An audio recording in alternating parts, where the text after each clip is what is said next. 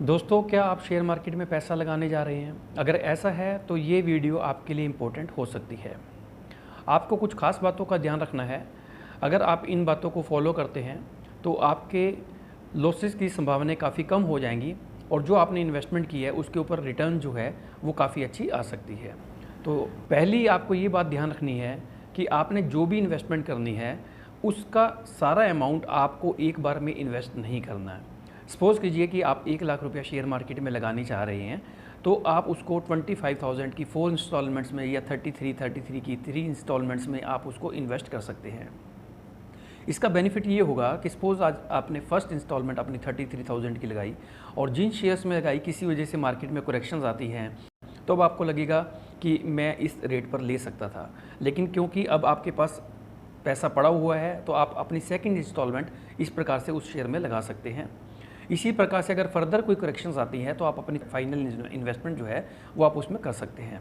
इससे होगा क्या कि आपने जिन शेयर्स में इन्वेस्टमेंट की होगी उनकी आपको एक अच्छी एवरेज प्राइस बन जाएगा और जब कभी भी मार्केट ऊपर की तरफ जाएगी तो आप उसको सेल करके अच्छा मुनाफा वसूल कर सकते। अपना सारा पैसा एक ही शेयर में नहीं लगाना है कभी भी। आप अपने पोर्टफोलियो को डाइवर्सिफाई रखेंगे, जैसे कि cement sector, pharma sector, FMCG, banking sector.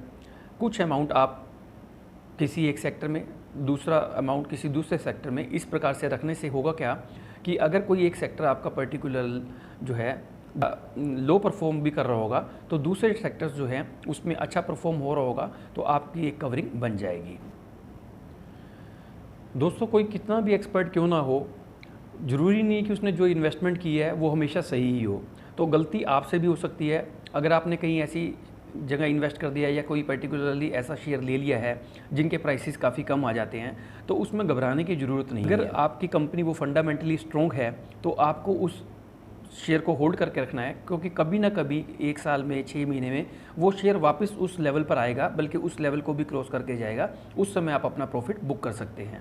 Investment करने से पहले आपको हमेशा जो है कुछ शेयर्स की लिस्ट बनानी है जिनमें आप इन्वेस्टमेंट करने के इच्छुक हों।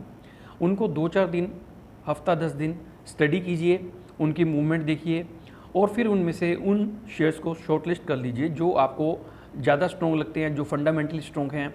आपको कैसे पता लगेगा कि कोई कंपनी के शेयर्स फंडामेंटली स्ट्रॉन्ग है? इसके लिए आप गूगल पर सर्च कर सकते हैं या जिस ब्रोकर ऐप के थ्रू आप जो है इन्वेस्टमेंट करने जा रहे हैं उसमें भी आपके पास सभी शेयर्स की पूरी इन्फॉर्मेशन होती है। उसको अच्छी तरीके से स्टडी करें। मार्केट में टिप्स देने के लिए बहुत सारे लोग अवेलेबल होंगे। जब आप किसी ब्रोकरेज ऐप के थ्रू अपना इन्वेस्टमेंट करते हैं तो वहाँ से भी आपको कॉल्स आने शुरू हो जाते हैं अलग अलग चैनल्स के थ्रू कि आपको हम राय देंगे, आप इस शेयर में लगा लीजिए, आपको जो प्रॉफिट होगा उसमें से आपको सिर्फ 20% या 25% हमें देना है, बाकी का आपका रहेगा। दोस्तों, कभी भी इस तरीके की एडवाइसेस को आपने फॉलो नहीं करना है, क्योंकि ये लोग कुछ भी बोल देंगे। उस केस में आपका ही पैसा जो है रिस्क पर लगा हुआ है, इन्वेस्टमेंट आपकी है। प्रॉफिट हो जाएगा तो वो लोग 25%, 30% जैसा भी आप लोगों की कमिटमेंट होगी वो उसको मांगने के लिए हकदार रहेंगे। लेकिन अगर लॉस होगा तो वो लोग आपके कुछ भी नहीं सुनेंगे, वो कहेंगे मार्केट नीचे चली गई, हम क्या कर सकते थे। तो इसलिए जब भी आप इन्वेस्टमेंट करें सिर्फ अपने आप स्टडी करें। इन्वेस्टमेंट जो है लोन लेकर या किसी फ्रेंड से पकड़कर, उधार लेकर बैंक से नहीं करनी है। आपको वही पैसा इन्वेस्टमेंट करना है जो आपके पास अपना है, जो स्पेयर है, जिसको आपको बहुत जल्दी रिक्वायरमेंट नहीं है, जिसकी वजह से आपका कोई काम रुकने नहीं जा रहा है। साथ ही जिस ब्रोकरेज ऐप के थ्रू जब आप इन्वेस्टमेंट करते हैं वहाँ पर भी लिवरेजेस की फैसिलिटी प्रोवाइड की जाती है। अभी भी जैसे सपोज कीजिए कि आप 1 लाख रुपये लगाना चाह रहे हैं, वहाँ पर आपको 3 से 4 लाख रुपये की लिवरेज मिल जाती है। आप वो लिवरेज का यूज़ ना ही करें तो वो ब्रोकरेज कंपनी आपके शेयर्स को किसी भी समय स्केयर ऑफ कर देगी अगर उनके शेयर्स के प्राइसेस थोड़े से डाउन हो जाते हैं।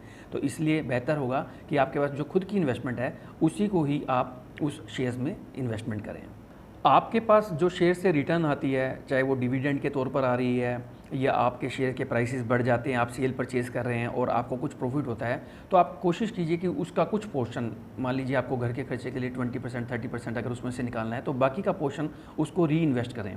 इससे आपको पावर ऑफ कंपाउंडिंग का बेनिफिट मिलेगा और आपकी इन्वेस्टमेंट बढ़ती चली जाएगी। तो यूट्यूब पर भी और वैसे भी बहुत सारे लोग ऐसे मिल जाएंगे जहाँ पर लिखा होगा कि 10,000 की इन्वेस्टमेंट करें और 2 महीने में या 4 महीने में आप 1 लाख रुपये या 2 लाख रुपये या इससे भी ज़्यादा का अमाउंट लिखा होता है कि वो कमाएं। देखिए, ये जितनी भी बातें लिखी होती हैं ये सब फेक होती हैं, सिर्फ यूट्यूब पर अपने चैनल्स को प्रमोट करने के लिए या लोगों को उलझाने के लिए। मैं ये नहीं कहता कि ये कभी भी पॉसिबल नहीं होता, लेकिन ये बिल्कुल रेयर केस होते हैं।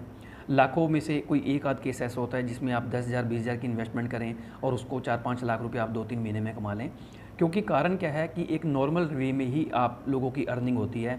अगर आप कोई गैम्बलिंग कर रहे हैं तो वो बात अलग है कि आपका आज चांस लग गया, कल को सारा का सारा पैसा ख़त्म हो जाए। तो आप इन जो प्रलोभन मार्केट में दिए जाते हैं या जो टिप्स दी जाती हैं उनसे आप दूर रहें।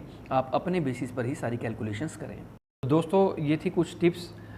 उम्मीद है कि आपको इनमें से कुछ टिप्स जो हैं अच्छी लगी होंगी, और अगर आपके काम की हों तो आप अपने कमेंट्स अवश्य लिखिएगा।